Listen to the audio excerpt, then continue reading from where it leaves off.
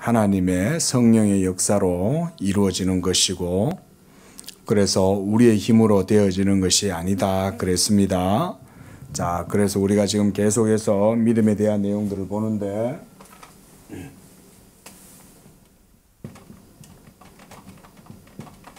자, 이 믿음이라고 하는 것 안에는 그러니까 말씀과 성령의 사역이 같이 있는 겁니다. 여러분들이 예수님을 믿을 때에는 이미 그 안에는 이와 같이 하나님의 말씀과 성령의 역사가 있는 거예요. 그래서 13절 말씀에 보니까 그 안에서 너희도 진리의 말씀이라고 말하죠. 자, 우리가 지난주에도 말씀드렸듯이 사도 바울의 이런 표현은 쉽게 우리가 흘겨보면 안 된다 그랬습니다. 진리의 말씀이라는 말 자체가 벌써 복음에 대해서 얘기를 하는 거죠. 그래서 바로 뒤에 사도 바울은 곧 너희 구원의 복음이라고 말을 하고 있잖아요. 그렇죠? 그러니까 이제는 이렇게 사도 바울의 서신에 쓰여지는 이런 표현들을 이제는 아시겠죠? 그렇죠? 그래서 진리의 말씀이다 이러면 벌써 이게 구원의 복음이다 이렇게 벌써 이제 이해가 돼야 되는 거예요. 예?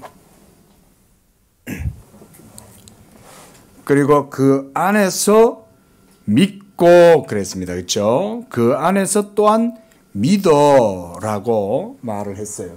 자, 이 믿음에 대해서 지금 말을 하고 있는 겁니다. 그리고 믿어 약속의 성령으로 인치심을 받았다라고 이렇게 말을 합니다. 그리고 이는 우리 기업의 보증이 되신다. 뭐가 보증이 된다는 거예요? 예? 예, 목사가 설명 안 해주면 예, 깜깜하죠, 그죠? 예? 예, 바로 성령의 역사, 하나님의 말씀과 성령의 역사를 이와 같이 보증이 된다라고 말하고 있는 거예요. 굳이 말하면 하나님의 말씀은 객관적인 것이고 우리가 굳이 표현하자면 성령은 또한 주관적 역사라 이렇게 말할 수가 있습니다. 자, 따라합니다. 말씀은 객관적 역사, 성령은 주관적 역사. 예, 여러분들 아마 이해는 잘 안 될 거라고 생각이 됩니다만은 이렇게 이해를 하셔도 됩니다. 하나님의 말씀 그 자체는 객관적이죠. 자, 뭔 얘기냐면 성경에 기록되어져 있는 성경에 기록된 내용은 객관적인 기록이죠. 이 자체가 한마디로 말하면 공신력 있는 문서다 이렇게 생각을 하시면 돼요. 우리가 정부에서 그러니까 정부가 관공서에서 공문을 발행을 하고 할 때 그것은 객관적이다라고 말을 하죠. 한마디로 말하면 그런 객관성을 하나님의 말씀이 가지고 있는 거죠. 그리고 주관성이라는 것은 그런 하나님의 진리의 말씀이 그 사람 속에 역사할 때 그의 내적인 주관적 역사라고 하기 때문에 그것을 또한 주관적이다 이렇게 말을 합니다. 또한 주관적이라는 말 속에는 효과가 일어난다 이런 말도 있습니다. 효과라고도 볼 수가 있습니다. 효력이라고도 말할 수 있겠고요. 그렇죠? 효력을 불러일으킨다. 그러면 이런 효력은 뭔가 재료가 있어야 될 거 아니에요. 그러면 객관적이다라고 하는 것을 다른 말로 또 동치를 시키면 이것은 우리가 신학적으로는 진료 또는 재료 메테르라고 하는 말로 쓸 수가 있어요. 하나님께서 역사하실 때는 그의 말씀을 가지고 이것을 재료로 삼아서 이 재료로 하나님이 성령께서 역사하셔서 효과를 일으키신다 이런 말이죠. 이해되세요? 예? 예. 그래서 재료와 그 재료에 대한 효과 이런 측면으로 말씀과 성령을 이렇게 여러분들이 이해를 하시면 됩니다. 오늘 제목이 그래서 성령의 인침과 보증이다 그랬습니다. 이 인침과 보증이 무엇으로 나타나냐? 믿음으로 나타난다 이건 거예요. 여러분들의 예수 믿음 안에 이와 같은 두 가지의 측면이 역사하고 운동하고 있는 거예요. 이런 게 우리 예수 믿음입니다. 그래서 지난주에도 말씀드렸지만 우리의 믿음은 하나님의 진리에서 나는 믿음이에요. 한번 따라하겠습니다. 진리에서 나는 믿음. 믿음 자체가 진리에서 나오는 거예요. 대부분 많은 분들이 우리가 소위 오늘날 복음주의, 왜 복음주의를 부정적인 의미로 쓰냐? 복음주의라는 것이 너무 성경적인 그런 어떤 교리적인 의미를 많이 벗어나서 그저 인간 중심적인 어떤 인본주의적인 그런 형태의 신앙을 추구하니까 그래서 복음주의를 인본주의라고 이렇게 보는 거예요. 인본주의식 복음으로 보는 거예요. 사실은 복음주의란 말은 좋은 말이긴 한데 이 복음주의라는 말을 오늘날에는 부정적인 의미로 쓰는 거죠. 그럼 복음주의 말고 긍정적인 의미에서 인본주의가 아닌 신본주의는 뭡니까? 뭐겠어요? 우리가 개혁주의다라고 이렇게 말하는 거예요. 우리 양재교회는 이 개혁주의 신앙을 추구하는 거예요. 자, 제가 지금 무슨 말을 하냐면 이 두 여러 가지 이제 그 내용들이 있겠지만 그 중에 큰 주제 하나가 뭐냐면 믿음에 대한 이해예요. 복음주의가 생각하는 믿음은 그 속에 사람의 의지나 또는 사람의 열정이나 또는 사람의 지혜나 어떤 이런 사람의 인적 요소가 그 속에 가미되어 들어가 있는 거예요. 응? 그래서 믿음이 여전히 사람에게서 생겨나는 그런 요소들이 있다고 생각하는 것을 이 복음주의는 믿음이다라고 생각한다 이거예요. 그 개혁주의에서는 그러면 믿음을 어떻게 이해하냐? 믿음 그 자체는 하나님에게서 나는 거다. 응? 믿음은. 그래서 칼빈 같은 경우는 믿음은 선택에서 나온다 이런 말을 쓰는 거예요. 한번 따라해 볼까요? 선택에서 나온다. 믿음이 선택에서 나온다는 말은 하나님이 그리스도 안에서 창세 전에, 그렇죠? 창세 전이잖아요. 창세 전에 여러분들이 구원에 뭔가 여러분들이 거기에 개입하거나 뭔가 영향을 주었습니까? 주지 않죠. 그렇죠? 그래서 이미 영원 전에 그리스도 안에서 선택에 의해서 하나님께서 여러분들을 택하시고 그리고 예정하시고 그래서 그 선택과 예정에 의해서 하나님께서 여러분들에게 이 믿음을 주신 거예요.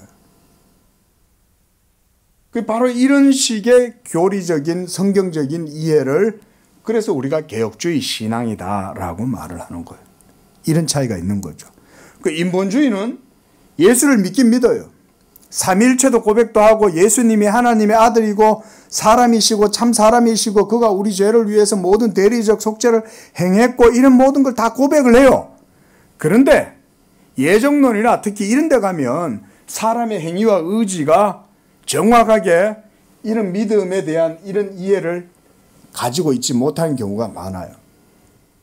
그래서 그 영역에 들어가면 믿음의 모든 주체가 하나님 반 인간 반 이렇게 사람과 하나님, 신인이 협력하는 이런 형태의 신앙생활을 추구하는 거예요. 그러니까 전적으로 하나님에 의해서 이루어진다고 보는 게 아니죠. 믿음이라고 하는 것 자체를. 인간도 거기에 뭔가 숟가락을 같이 얹어야 되는 거예요. 그러다 보면 그런 것이 바로 말하자면 인본주의식의 구원관을 가지는 거예요. 그러면 이 믿음이 이런 복음주의식의 논리 속에 빠져들어가면 구원뿐만 아니라 성화의 삶 자체도 모두가 다 이런 논리로 전개되겠죠. 맞잖아요. 믿음도 내 믿음이 여기에 밥숟가락 나도 하나님이 역사하시는데 나도 역사했으니까 내 공로도 있고 내 의지도 이 속에 역사하고 그래서 이렇게 이루어졌으면 또 성화의 삶, 예수 믿음의 모든 삶의 과정 속에서도 내가 계속 개입해야 될 거 아니에요.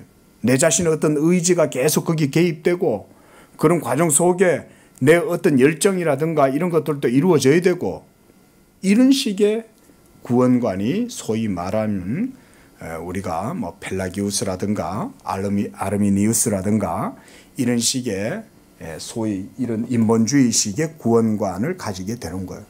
그 구원도 나중에 하나님 나라에 가서 천국 가는 것도 내 의가 같이 거기에 개입되어 있는 거죠. 천국 가서 나중에 상급 받는 것도 그래서 여러분 그 옛날에는 요즘은 제가 잘 못 듣는데 목사가 되고 나니까 그런 얘기를 잘 못 들어요. 예전에는 성도들하고 가까이 지내고 또 청년들하고도 가까이 지내고 이러다 보니까 우리 성도들 속에 깔려있는 신앙의 관념들을 자주 접할 기회가 많았는데 여러분 그 천국 가면 개털 모자 쓰는 사람 아세요?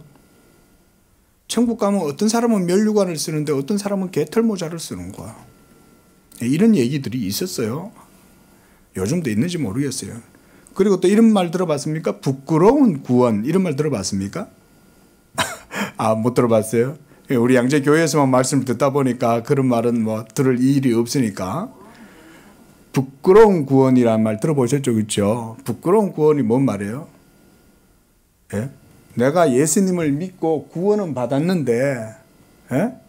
그 부끄러운 구원이라는 표현 자체가 복음주의식 복음 이해인 거예요. 응? 그게 복음주의식 구원관이 부끄러운 구원, 개털 모자 이런 거야. 예? 어떤 사람은 천국에 갔는데 예? 면류관, 금멸관을 쫙 이게 쓰는데 어떤 사람은 가보니까 별로 한 일이 없는 거야. 상급을 받을 게 없어. 한 게 없으니까.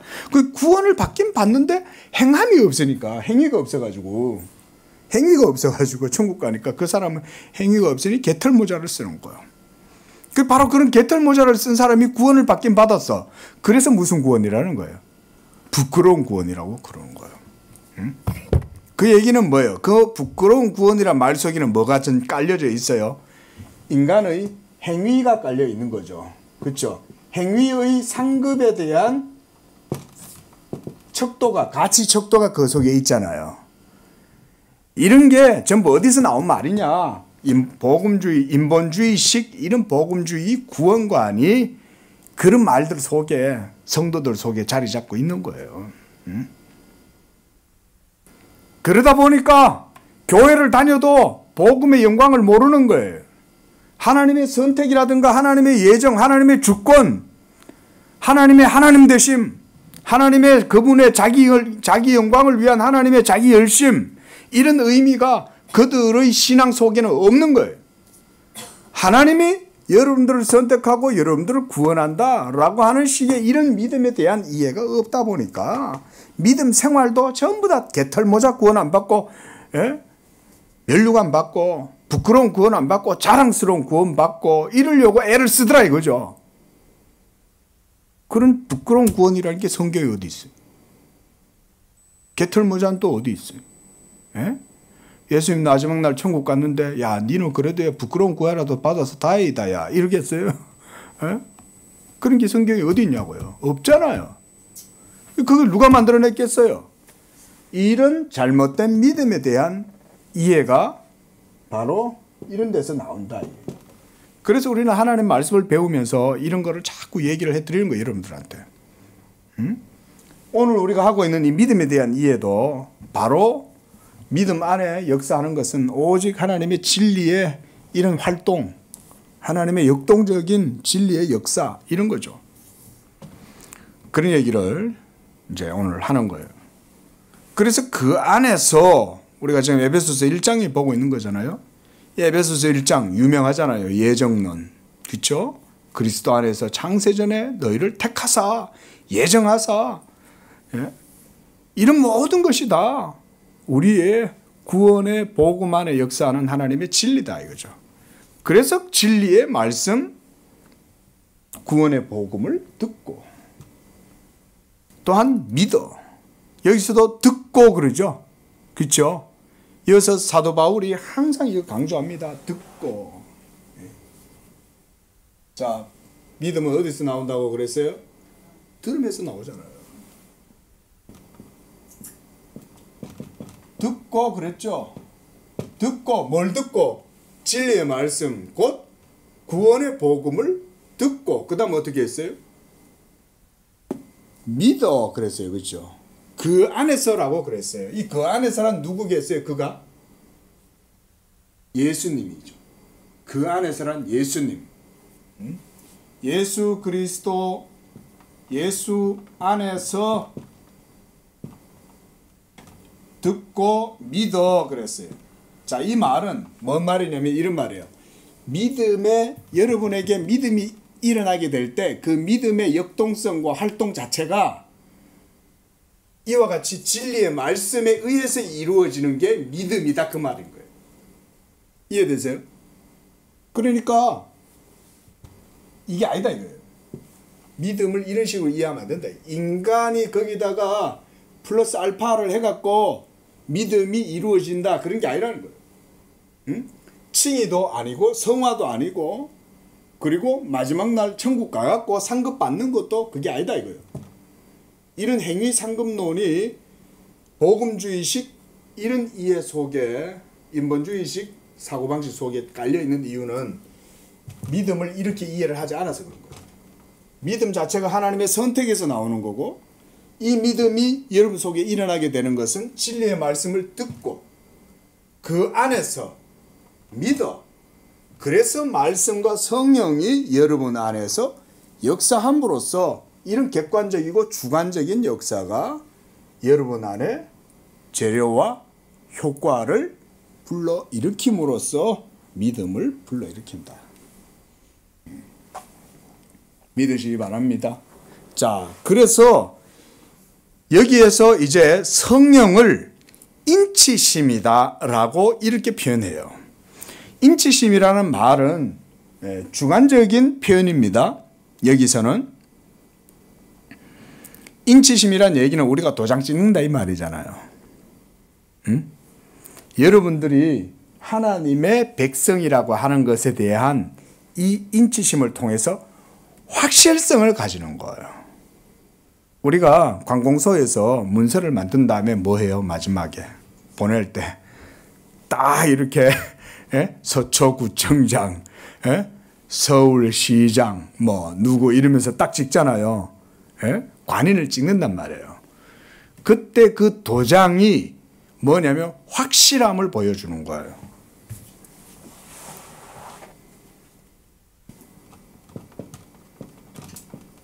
시그눔, 인치심, 사인이라고 그러잖아요. 도장을 찍잖아요.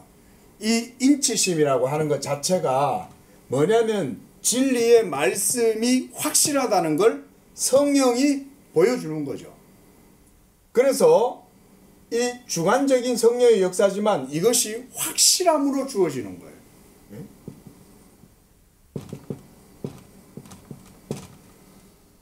확실함.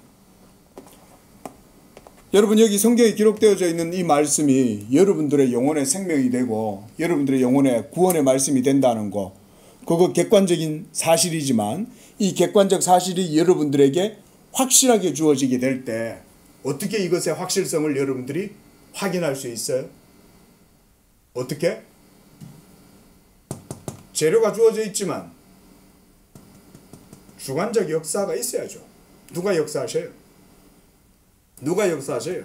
성령이 역사하시는 거예요. 성령의 역사를 통해서 여러분 안에 이런 진리에 대한 확실성이 주어질 때 그걸 바로 인치심이다 라고 말합니다. 여러분 안에 성령이 인치시고 보증하시는 줄로 믿습니다. 보증한다는 말도 성령이 뭘 보증하냐면 이 사람은 예수의 사람이야. 이 사람은 하나님의 선택된 사람이야. 이 사람은 하나님의 말씀이 보증하는 사람이야. 그런 말인 거예요. 그래서 인치심과 보증이라는 이 두 가지 단어는 모두가 다 성령에게로 돌려지는 단어예요.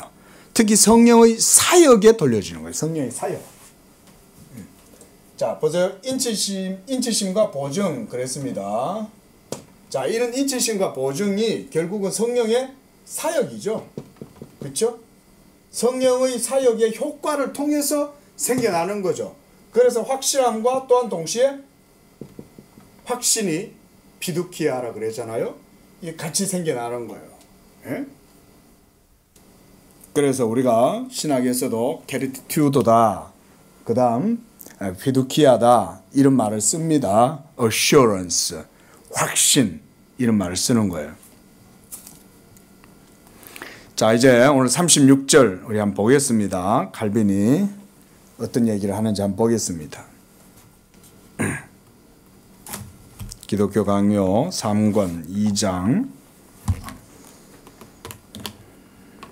성령으로 마음속의 말씀을 인치심이라고, 그러니까 주관적 역사다 그렇게 보면 되는 거죠. 성령의 주관적 역사와 효력이 생길 때 성령은 말씀을 가지고 한다 이 말이죠. 자, 이어서 남은 논의사항은 정신이 흡수한 것이 마음 그 자체 속으로 부어진다는 데 대한 것이다. 왜냐하면 하나님의 말씀은 단지 머리 위에 떠돌아다닐 뿐일 때에는 믿음에 의해서 감지되지 않지만, 자, 기록된 성경의 말씀을 우리가 읽어도 이게 머리에서만 맴돌고 마음속에 안 남으면 이 말씀에 대한 은혜를 못 누리죠. 읽어도 뭔 말인가 잠만 오고 이러잖아요. 그런데 이 말씀이 여러분들의 영혼 속에 뿌리를 내리고 스며들기 시작하면 어때요? 말씀이 이제 달콤하고 감미롭게 더 송이꿀보다 더 달도다 이제 이래 되잖아요. 이제 그 얘기하는 거예요. 예? 그래서 믿음에 의해 감지되지 않지만 그 말씀이 곧 마음 깊은 곳에서 뿌리를 내릴 때는 모든 유혹의 괴계에 저항하고 그것들을 몰아낼 수 있기 때문이다. 그렇죠? 하나님의 말씀의 능력이 여러분 속에서 이제 운동을 하니까 여러 이제 유혹이나 마귀의 계계나 육적인 모든 시험들, 성령을 거스르는 것들도 이겨낼 수 있는 힘이 생겨나는 거예요. 그러나 정신의 참 지성이, 보세요. 성령의 조명, 따라합니다. 성령의 조명. 예, 그런데 이제 줄을 딱 끊으세요. 성령의 조명이라는 것이 진실이라면 성령의 능력은 그 조명에 의한 마음의 확정 가운데 훨씬 더 분명하게 나타날 것이다. 자, 좀 전에 우리가 성령의 사역에 대해서 봤어요. 자, 성령에 의해서 이런 하나님의 객관적 말씀의 효력이 일어난다 그랬습니다. 이때 이 효력을 불러일으킬 때 특히 칼빈이 여기서는 성령의 조명이라는 표현을 썼습니다. 그렇죠? 조명. 조명이란 말은 illumination이라고 해서 비추임 이 말인 거예요. 빛이 비친다. 지금 여기 빛이 비치죠. 예? 이걸 조명이라고 그러죠. 성령의 조명하심에 의해 가지고 이런 믿음의 여러분 속에 믿음의 효력이 생겨난다. 그러므로 마음의 의욕은 정신의 눈먼보다 더 크고 마음의 평정이 갖춰지는 것은 정신이 지식으로 가르침을 받는 것보다 더욱 어렵다는 것은 당연하다. 따라서 성령이 사인, 도장 이 말인 거예요. 인의 역할을 감당하심으로써 이미 우리의 정신에 확실성이 새겨진다. 그러죠. 도장이 딱 찍히니까 확실해지는 거예요. 자, 여기에서 뭐가 생기냐. 자, 보세요. 잘 들으세요. 우리 기독교 강요 공부를 이렇게 하는 거예요. 자, 말씀을 재료라고 그냥 표현했습니다. 일단 우리가 이해하기 위한 표현이에요. 이거는 진료란 말은 재료다 이 말이 매트란 말이에요. 그리고 그 재료가 여러분 속에서 이제 작동하면 성령에 의해서 역사하시겠죠. 그러면 이 재료의 효력이 생겨나게 할 때 누가 하신다는 거예요? 성령이 효력을 불러일으키도록 일하시는 거예요. 뭘 가지고? 그렇죠. 말씀을 가지고 이 재료를 가지고 역사하시는 거예요. 여러분 속에서. 그렇게 할 때 성령에 의해서 이 두 가지 작용이 이루어짐으로써 생겨나는 게 바로 확실함, 진리의 확실함에 대한 이런 것들이 일어나게 되는 거예요. 그리고 좀 더 보겠습니다. 자, 이렇게 확실성이 새겨지는 거예요. 이게 바로 인인 거예요. 인. 다름 아닌 말씀의 약속들을 인치시고 그것들을 확증하고 수립하는 또한 보증이라고 말하죠. 그러니까 성령의 사역의 두 가지 측면이 인치심과 보증이 같이 있는 거예요. 예. 사실은 동일한 하나의 행동인데 두 가지의 측면으로 말하고 있는 거예요. 예? 성령의 조명하심, 아까 조명이라고 그랬죠. 성령의 조명에 의해 가지고 바로 이런 인치심과 보증으로 말미암는 효력이 일어나면 확실해지는 거죠. 이 확실함에 의해서 또한 보증이 이루어지잖아요. 보증이란 말은 내가 보증할게 이 말이잖아요. 예? 내가 여기 도장 찍었잖아. 이거 확실해. 도장 찍고 그 다음에 이거는 확실해. 이거는 관인이야. 이거는 대통령 도장이야. 예? 이거는 서울시장 도장이야. 이거는 왕의 도장이야. 이런 어떤 그죠? 그게 이제 보증을 그걸 또 누가 한다는 거예요? 성령이 하신다는 거예요. 그러다 보니까 확실함은 인치심과 관계가 되어 있고 이런 확신은 보증에 의해서 얻게 되는가라고도 볼 수 있는 거예요. 자, 결국은 인치심과 보증 이 두 가지는 다 성령의 사역이죠. 그리고 성령의 사역의 두 가지 측면을 이렇게 표현하는 거고 성령이 말씀을 가지고 역사하시니까 이런 확실함과 확신이 생겨나는 거예요. 칼빈이 이런 걸 아주 구별해서 설명을 잘해줘요. 그 기독교 강요를 읽으실 때 이런 걸 배워야 기독교 강요의 텍스트를 제대로 이해를 하면서 그래도 따라가는 거예요. 예? 우리 이런 거 이제 우리 문병우 교수님이 기독교 강요를 참 번역을 잘 해놓으셔갖고 또 그 30주제로 풀어쓴 기독교 강요 책도 이런 걸 또 잘 얘기를 잘 해주세요. 그래서 혹시 이런 걸 보시는 분들도 문병우 교수님 강의 같은 것도 찾아서 들어보시면 좋겠어요. 자, 계속 읽습니다. 자, 107쪽 두 번째 문단. 이러함으로 너희도 믿어 약속의 성령으로 인치심을 받았으니 이는 우리 기업의 보증이 되사라고 사도가 선포한다. 당신은 사도가 신자들의 마음에 이른바 성령의 인치심이 새겨졌다고 가르치고 있음을 알지 못하는가? 사도는 그를 약속의 영이라고 부른다. 왜냐하면 그는 우리 속의 복음을 효과적으로 어떻게 해요? 확정하신다. 도장을 찍으시니까. 인치고 보증하시니까 이게 바로 확정이라는 거예요. 뭘 확정해요? 하나님의 말씀을 여러분 속에 확정하는 거죠. 자, 하나님의 말씀과 여러분 개인과의 관계가 하나님의 말씀과 여러분들의 영적인 것과의 관계가 없다면 여러분들 구원받을 수 있겠어요? 구원받을 수가 없잖아요. 우리의 구원은 하나님의 말씀으로 말미암아 이루어지는데 그게 바로 진리잖아요. 이런 진리가 여러분들의 영혼과 의와 생명이 되려면 바로 이와 같은 성령의 역사가 믿음을 통해서 이루어진다 이 말인 거예요. 그러니까 너희가 믿음으로 구원을 얻었다라고 할 때는 그 속에 이런 진리가 역사하고 있다. 칼빈이 이렇게 설명하는 거죠. 이제 아시겠죠? 이 정도 설명드리면 이제는 알아야 돼요. 아, 믿음이라는 거는 매우 특별한 거구나. 믿음은 하나님의 선물이구나. 이런 모든 진리의 역사, 여기에 말하는 이 구원의 복음, 이게 전부 다 지금 제가 말씀드린 이게 한마디로 말하면 이게 구원의 복음인 거예요. 예? 이런 걸 우리가 그래서 도구마라 그래요. 도구마. 이런 도구마가 여러분들에게 구원의 복음으로 주어지게 될 때 그 모든 것들이 다 바로 어디 속에 다 들었어요? 믿음 속에 다 들어있는 거예요. 응? 성경은 믿음을 이렇게 보여준다 이 말인 거예요. 아셨어요? 성경은 믿음을 이렇게 보여주고 있다. 그래서 사도 바울의 모든 서신서와 사도 바울의 모든 교리의 내용들을 보면 사도 바울은 다 이런 걸 가지고 있어요. 그냥 그래서 사도 바울은 그냥 말을 안 해요. 너희가 그 은혜로 말미암아 이러면 그 은혜라는 게 뭐냐? 이런 게 다 들어가 있는 거예요. 그 속에. 너희가 믿음의 말씀 이러면 벌써 그 속에 다 들어가 있는 거예요. 듣고 믿어. 그 안에서. 이런 표현들이 전부 다 신학적, 그 교리적인 내용이죠. 그렇죠?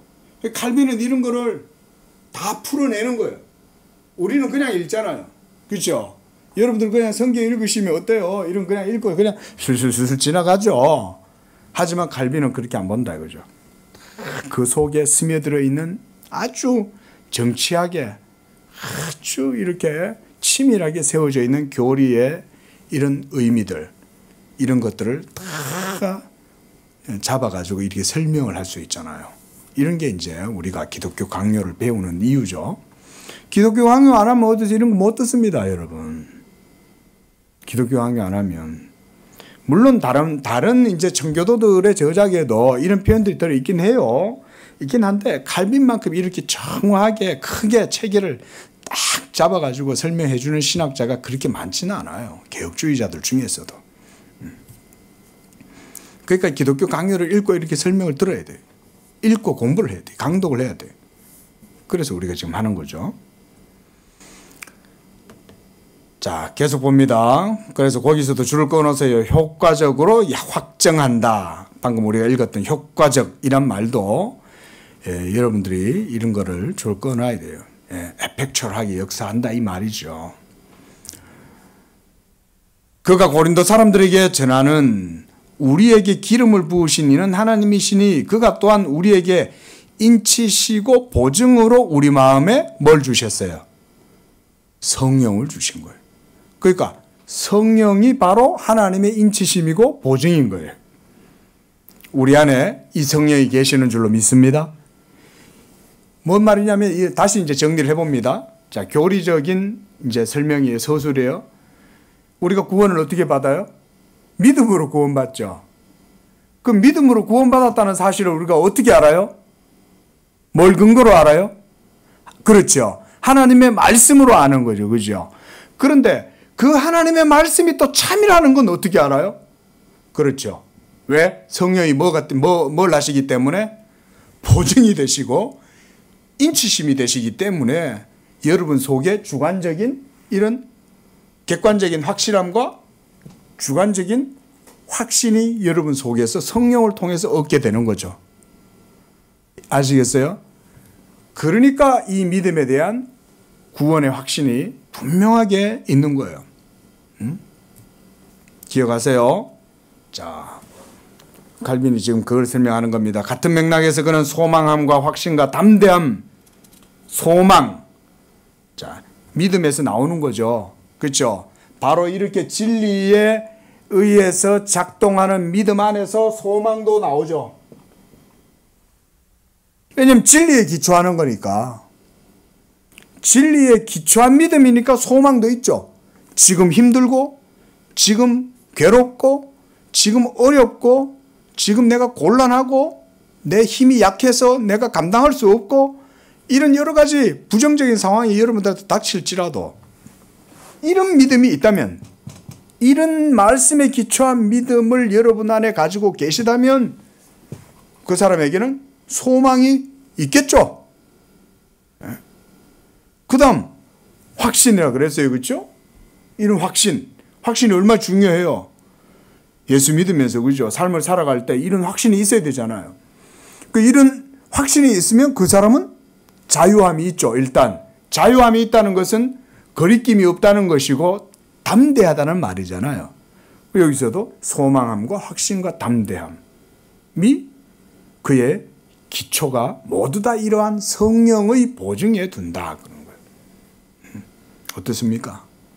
이런 게 참 우리 칼빈 선생님의 뛰어난 이런 기독교 강요를 그래서 보는 거예요. 자, 37절 믿음의 인내입니다. 자, 이런 맥락에서 우리가 믿음의 이런 믿음 안에 있는 이런 교의, 우리가 도그마라 그랬습니다. 이런 도그마에 의해서 우리가 믿음을 이해할 때 거기에서 참된 인내도 또한 나오죠. 소망하는 사람은 인내를 가지잖아요. 그렇죠. 호프, 기대를 가지고 바라고 있는 사람은 또한 인내하는 거죠. 그것이 이루어질 때까지 기다리는 거죠. 약속하신 자의 믿부심을 믿는 거잖아요. 하나님이 약속했어. 하나님이 복음을 나한테 주셨어. 예수 그리스도의 복음을 나에게 주셨으니까 내가 이 예수 믿음으로 나아갈 거야. 그리고 이 믿음 안에는 하나님의 약속의 보증이 있어. 인치심이 있기 때문에 나는 확실해. 그리고 확신해. 그리고 살아가. 그러나 현실은 어때요? 힘들죠. 어렵죠. 여러 가지 참 역경도 있을 수도 있고 괴로운 일이 있을 수도 있어요. 하지만 그는 인내할 수 있다 이 말인 거예요. 자, 나는 이전에 내가 한 말을 잊지 않았다. 그 말한 바에 대한 기억은 경험에 의해서 계속적으로 새로워진다. 다양한 음심들로 말미암아 믿음이 요동치기 때문에 경건한 사람들의 정신은 거의 평화가 없고 최소한 그들이 항상 평온한 상태를 즐기는 것이 아니라는 것은 분명한 사실이다. 그렇죠? 예? 오늘날은 사실은 참 우리가 민주주의의 종교의 자유를 누리면서 살지만 칼빈 시대 때만 해도 프로테스탄트들은요, 캐톨릭 교도들, 교황주의자들한테 엄청난 박해를 받아서 망명을 떠나고 도망을 다니고 이랬습니다. 정치적으로도 또 사회적으로도 경제적으로도 자유를 누리지 못했어요. 예? 로마 교회가 지배하는 곳에서는 프로테스탄트들은 다 도망을 다녔어요. 그리고 막 억압당하고 차별을 당하고 심지어 순교까지도 당하는 그런 상태였어요. 우리가 그런 역사적 배경을 보고 이걸 이해를 하면 조금 더 다가올 수 있겠죠. 그렇죠? 예수 믿는다는 게 그 당시에는 어려운 거예요. 오늘날엔 이런 얘기를 이렇게 막 무슨 되게 쉽게 설명하는 것 같아도 그 당시에는 이런 설명 자체가 어마어마한 기쁨인 거예요. 이야, 그렇구나. 로마 캐톨릭에서 말하는 믿음하고 개신교 성경 하나님의 말씀이 솔라 스크립투라 오직 성경 말씀 속에서 보는 진리라는 교의가 이런 거구나라는 거를 이런 종교 개혁자들이 뭐 걸출한 칼빈뿐만 아니라 녹스라든가 밍글리라든가 루터라든가 이런 사람들이 막 얘기를 해줄 때 그 사람들이 이런 교의들로 인해 가지고 얼마나 마음이 기뻤겠어요. 그렇죠? 우리는 오늘날 배워도 그런가 보다 이런 정도지. 그렇죠? 그게 우리가 요즘은 너무 편하게 신앙생활을 해서 그런 거예요. 당시에는 프로테스탄트를 따른다라고 하는 것 자체가 자기의 모든 삶의 그런 것들을 전부 다 포기를 한다는 말과 같은 거예요. 막 죽어요. 어떤 데 껍질 벗겨서 죽여요. 사람을. 그런 식으로도 죽는다고요. 얼마나 처참한 상황이에요. 그렇죠? 그런 속에서도 예수 믿음을 가지고 살아가는 거죠. 그러니까 칼빈은 여기서 기독교 강요에서 이런 인내에 대해서 얘기하지 않을 수가 없는 거예요. 이런 인내를 얘기하는 것은 나이브하게 얘기하는 게 아니에요. 현실적인 문제를 놓고 인내해라는 거예요. 이런 진리가 너희들 속에 역사하고 있지 않냐. 성령이 보증하고 인치고 있지 않냐. 내적인 확신이 있지 않냐. 조명이 있지 않냐. 그런 얘기인 거죠. 우리나라도 그래 따지면 이 기독교 신앙이 오늘날 참 많이 쇠락해져 가고 있는 마당이지만 그래도 순교의 피 위에 우리가 이 기독교 신앙이 세워져 있잖아요. 우리나라도. 그러니까 아직까지 버티고 있는 거예요. 대충 안 세워져 있거든. 어마어마한 순교자들의 피가 흘렀기 때문에 그래도 한국교회가 이렇게 지금까지 서서 있는 거예요. 그 정신이 있으니까 그래도 이렇게 양재교회 같이 작은 교회라도 이렇게 하나님 말씀 바르게 추구하려고 애쓰는 교회들도 적지 않이 있어요. 한국 교회 내에. 예.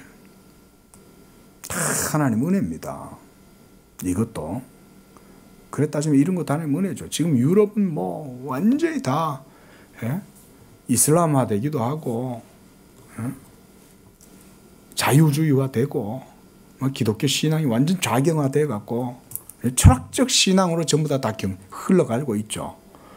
근데 한국의 교회는 그래도 순수하게 철학적 신앙을 추구하는 게 아니라 하나님의 말씀에, 오직 하나님의 말씀의 모든 신앙을 그 속에서 우리가 이렇게 설명을 하잖아요. 예? 이런 거 보세요. 철학이 이런 교의, 도그마에 대해서 이런 거에 대해서 설명할 수 있어요? 철학은 이렇게 얘기 안 해요. 철학은 얘기하면 다 이런 식으로 최소 잘해봐도 복음주의. 철학적 신앙은 잘해봐도 복음주의인 거예요. 그리고 그 속에 들어가면 다 틀려. 삼일체도 틀리고 예수에 대한 이해도 틀리고 예수의 동정적 탄생, 십자가의 죽음, 부활 이런 것까지 전부 다 틀려요. 신학을 안 하시는 우리 성도님들은 잘 모르지만 신학을 하는 목사들은 알죠. 얼마나 중요한지. 부활이라고 말을 해요. 복음주의 신학에 있는 사람들은. 근데 그들이 말하는 부활의 논리를 잘 들어보면 예수님이 실제로 부활했다고 말을 안 해요. 예수가 실제로 부활한 게 아니라 관념적으로, 의식적으로 그렇게 한마디로 머릿속에서만, 관념 속에서만 이해되는 부활의 개념을 말해요. 그 예수의 부활의 역사적 실제성을 안 믿습니다. 그게 어떻게 그 담대함과 확신이 생기겠어요? 그런 데서. 말하잖아요. 확실함이잖아요. 확실함. 네? 근데 그들은 확실함을 모함으로 바꾸죠. 그게 실제로 부활한 게 아니야. 그럼 뭐지? 그 종말론적인 그런 게 있어. 그 관념적으로 그렇게 되는 거야. 그게 사람이 그렇게 의식을 하고 그렇게 인식해서 그런 거지. 그건 그게 아니야. 초대교회의 신앙 의식에 의해서 생겨난 거야. 이런 식으로 말을 이상하게 비꼰다고요. 그럼 확실함이 아니라 모함이 되잖아요. 그런데 모호한데 어떻게 복음의 자유와 복음의 담대함을 누릴 수가 있겠어요? 모호한데 못 누리잖아요. 자, 108쪽 계속 읽습니다. 그러나 어떤 공성무기로 그들을 격파하려고 든다 하더라도 그들은 그러한 유혹의 구렁텅이로부터 빠져나와 다시 일어서거나 자기들의 망대 위에 굳게 자리를 잡고 계속 버티거나 한다. 누가? 성령의 인치심과 보증이 있는 사람은 흔들리지 않는다 이 말인 거예요. 왜? 확실하니까 흔들리지 않는다 이 말인 거죠. 참으로 오직 이러한 평정, 성령 안에서 믿음으로 누리는 평정이죠. 이런 평정만이 믿음을 또한 기르고 보호하는 거예요. 그래서 믿음으로 믿음에 이르게 되는 거예요. 이런 믿음, 이런 참된 믿음을 가진 사람, 이런 참된 믿음을 가진 사람은 계속해서 그 믿음 가운데로, 왜냐면 확실하니까. 그 길이 확실하니까 계속 나가는 거야. 잠깐 안개가 껴있고 잠깐 어두운 터널이 있는 것 같아도 확실하니까 구름이 그치면 구름 위에는 창공에 빛나는 태양빛이 있다는 걸 알잖아요. 그러니까 계속 나가는 거예요. 그냥 믿음의 사람은. 그래서 믿음으로 믿음에 이른다. 우리가 다음의 시편 말씀을 확고하게 붙들고 있을 때 그러하다. 자, 시편 46편 1절에서 3절 우리 함께 읽어봅니다. 시작. 여호와는 우리의 피난처시요 환난 중에 만날 도움이시라. 그러므로 땅이 변하든지 산이 흔들려 바다 가운데 빠지든지 우리는 두려워하지 아니하리로다. 자, 또 다른 시편 3편 5절 시작. 누워 자고 깨었으니 여호와께서 나를 붙드심이로다. 이런 사람이 가지고 있는 평정심, 이게 참된 믿음에 대한 그의 평정심이 바로 이런 데서 나오죠. 그렇죠? 산이 흔들리든지 바다가 흔들리든지 바다에 빠지든지 나는 두려워하지 않는다. 이게 진짜 진리에 기초한 믿음을 가진 사람. 이런 게 예수 믿음이다. 이런 게 바로 예수 믿음, 복음의 신앙이다. 그러나 그는 그의 믿음의 분량대로 하나님의 은혜를 맛보고 있을 때에는 마음의 평강을 깨트리고 소동을 일으키는 것이 무엇이든지 이런 것들에 대해서는 두려움 없이 경멸할 수 있다. 믿음의 상태에 있으면 이런 거예요. 이러한 까닭에 성경은 우리를 권고하여 믿음에 이르게 하고자 우리에게 뭘 해요? 잠잠해라 그러는 거예요. 예? 너희 힘의 소망과 잠잠함 가운데 있을 것이요 라고 이사야의 말씀과 또 시편 37편 7절에 여호와 앞에 잠잠하고 참고 기다리라 라고 하는 이런 말씀들을 말한다.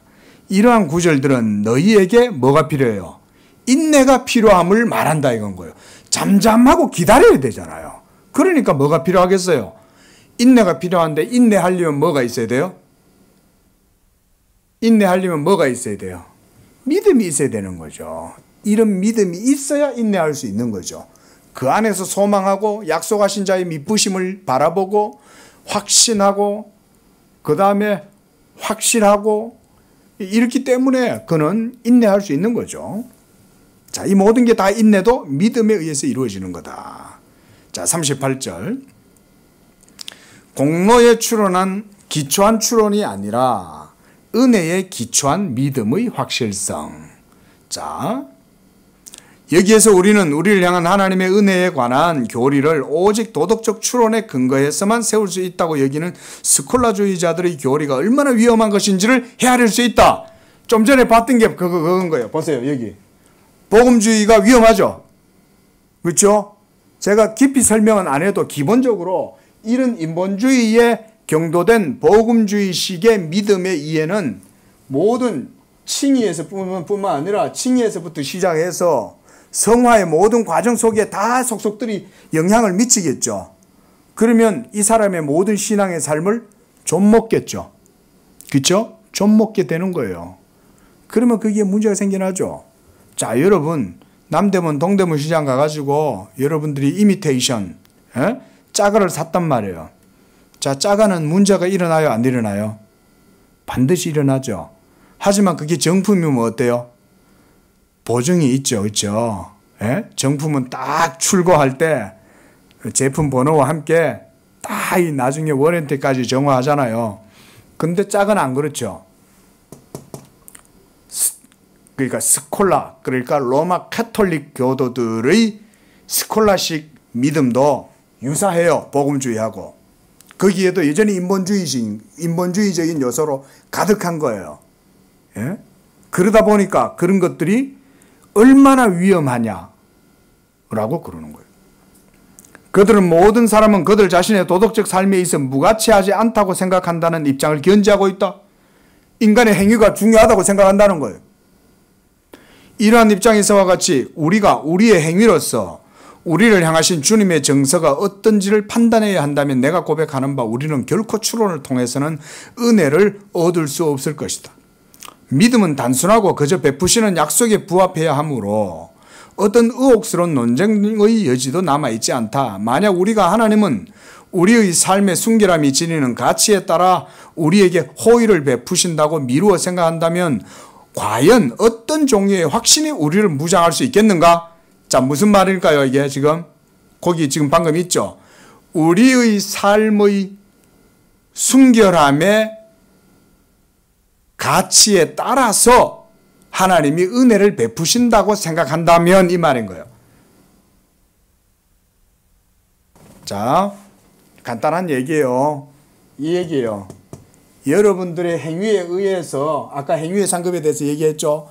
여러분들의 행위의 척도에 따라서 하나님의 은혜가 비례하고 하나님의 구원이 주어진다는 거고 한다면 우리가 그렇게 생각한다면 과연 우리는 참된 확신을 가질 수 있겠냐 이 말이죠.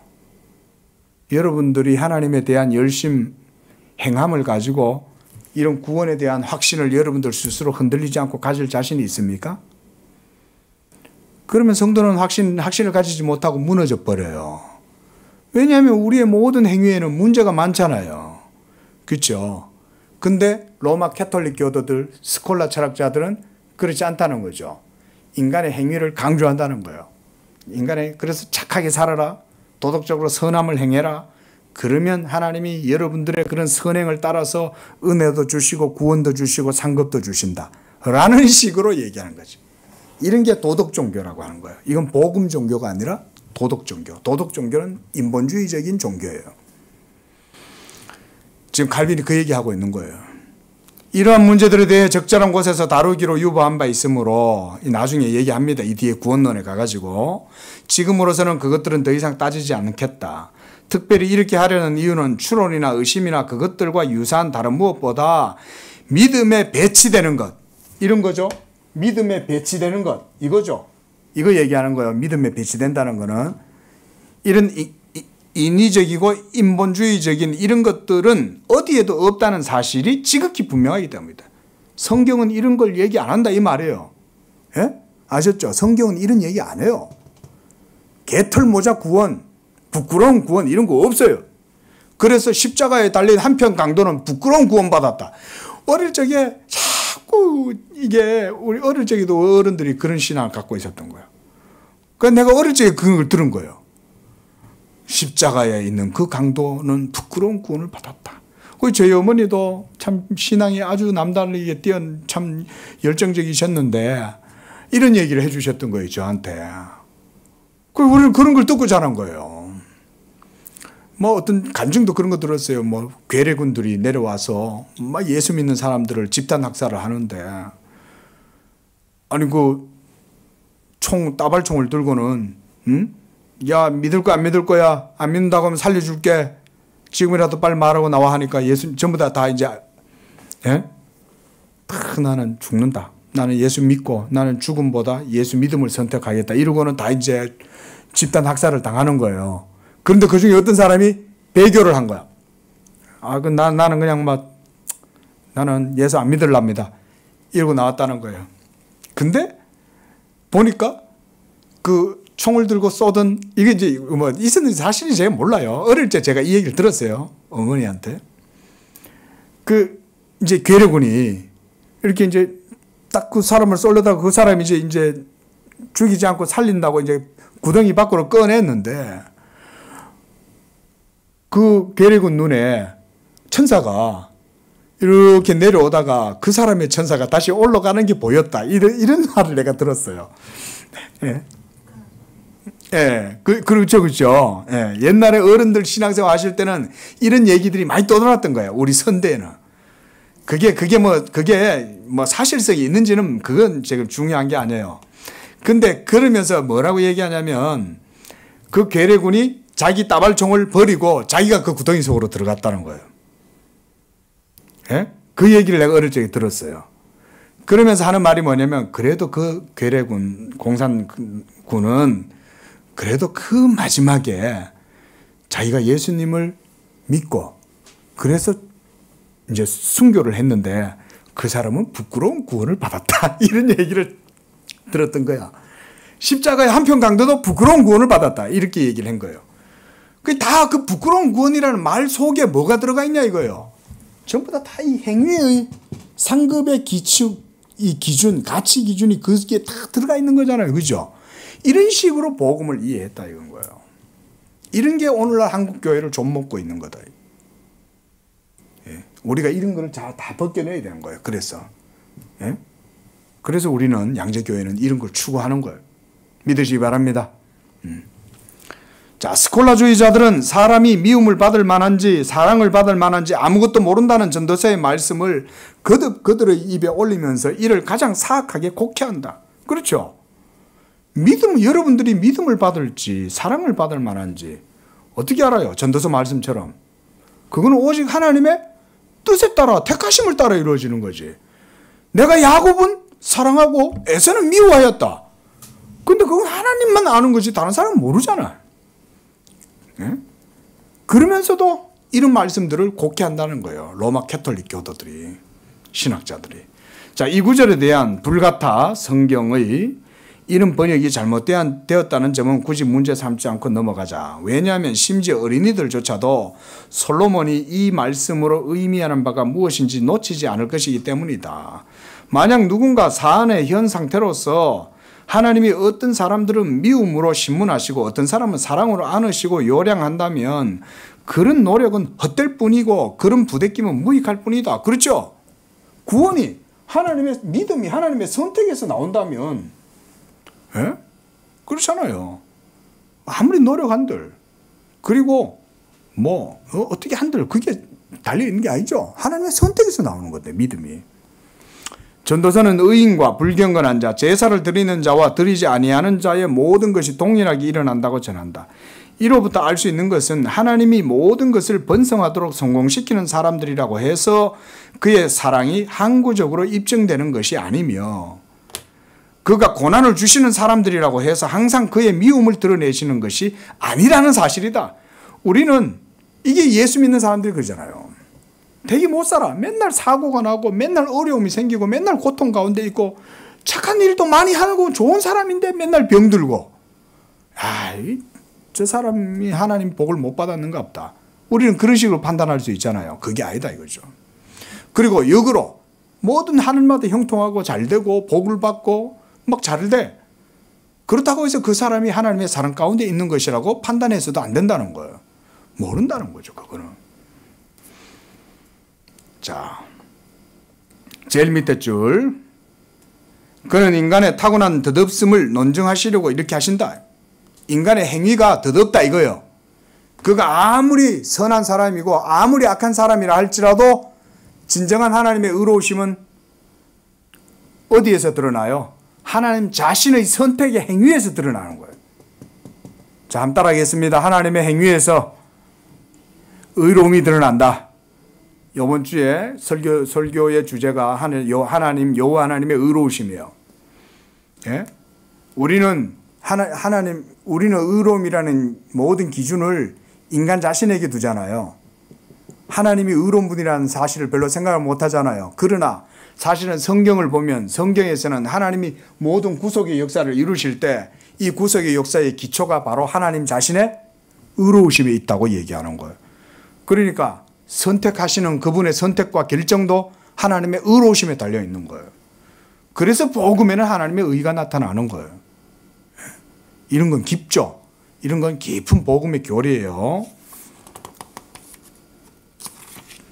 자, 왜냐하면 필히 알아야 할 사안들이 많지만 그 타고난 덧없음, 이 행위의 덧없음이에요. 이런 행위의 덧없음을 아는 데는 매우 우둔하기 때문이다. 솔로몬은 인간과 짐승은 둘 다 같은 방식으로 죽는 것처럼 보이기 때문에 인간의 영혼과 짐승의 영혼이 어떻게 다른지를 분별할 수 없다고 기록하였다. 이 말은 칼빈이 지금 이 말 하는 거는 뭐냐? 사람이 아무리 선하게 행한들 그 선함이 동물, 짐승의 죽음과 다를 바가 뭐냐 그 말인 거예요. 그러니까 인간의 행위가 큰 가치가 없다 그 얘기를 하는 거죠. 칼빈이 이런 식으로 지금 논쟁을 펼치는 겁니다. 만약 어떤 사람이 이 말씀에 비추어 우리가 영혼의 불멸을 견지하는 것은 오직 추론에 의지하는 것이라고 미루어 짐작한다면 우리는 마땅히 그를 제정신이 아니라고 여겨야 하지 않겠는가. 성경의 논증이죠 이게. 그렇죠? 사람의 추론에 의해서 이렇게 논증하는 게 아니죠. 성경이 이 말을 하죠. 나는 은혜 베풀 자에게 은혜를 베풀고 내가 심판할 자를 심판한다. 그리고 내가 야곱은 사랑하였다. 에서는 미워하였다. 그게 누구의 뜻으로 말미암아 거예요? 야곱이 장차 착한 일을 하는 걸 하나님이 아시고 야곱을 사랑하신 거예요? 그게 아니죠. 아직 나기도 전에 먼저 얘기하는 거죠. 그런 게 하나님의 선택의 행위잖아요. 예? 육체적인 시각으로는 현존하는 사안들 중 어떤 것도 이해할 수 없으므로 우리 눈에 감추어져 있으니까 이해할 수가 없는 거예요. 그러므로 하나님의 은총에 대한 확실성은 존재하지 않는다는 생각을 짜맞추는 사람이 있다면 과연 정상적이냐? 그렇죠? 예? 칼빈이 이렇게 하나님의 은혜의 선택에 대해서 하나님의 주권에 대해서 의로우심에 대해서 믿음의 선물에 대해서 이렇게 지금 얘기하는 거예요. 자, 이렇게 주어진 게 바로 우리의 믿음이다. 기도하겠습니다. 자비하신 아버지, 우리에게 예수 믿음 주시고 또한 약속의 성령을 주심으로 그 안에서 인치심과 보증을 주시고 그로 말미암아 우리가 확실함과 확신 가운데 거하여 이 복음의 은혜와 평강을 누리고 복음의 위로와 담대함과 자유함을 누리고 오직 자비하신 하나님 아버지께 영광을 돌릴 수 있는 은혜 주시니 감사합니다. 하나님 이와 같이 그리스도 예수의 사람은 믿음에서 말미암아 믿음으로 나아가고 그 믿음으로 온전히 하나님께 영광을 돌리게 되는 줄로 믿습니다. 우리 양재교회 모든 성도들 이와 같은 진리 위에 든든하게 세워지고 믿음으로 하나님을 기쁘시게 하고 영화롭게 하는 복된 믿음의 삶이 다 되도록 축복하여 주시옵소서. 거룩하신 예수님의 이름으로 기도합니다. 아멘.